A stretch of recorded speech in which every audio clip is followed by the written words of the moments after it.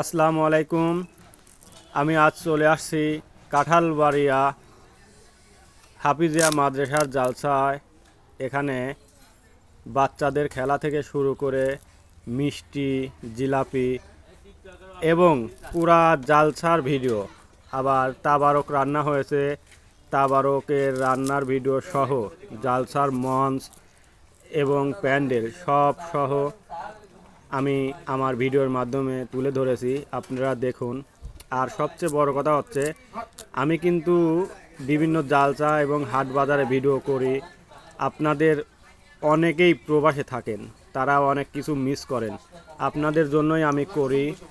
আর আমার বাংলাদেশের অনেক বন্ধু ভাই এবং আপুরা সব আছে, যারা জালসায় সচরাচর খুব একটা যাওয়া হয় না, তাদের উদ্দেশ্যে ভিডিওটা করি।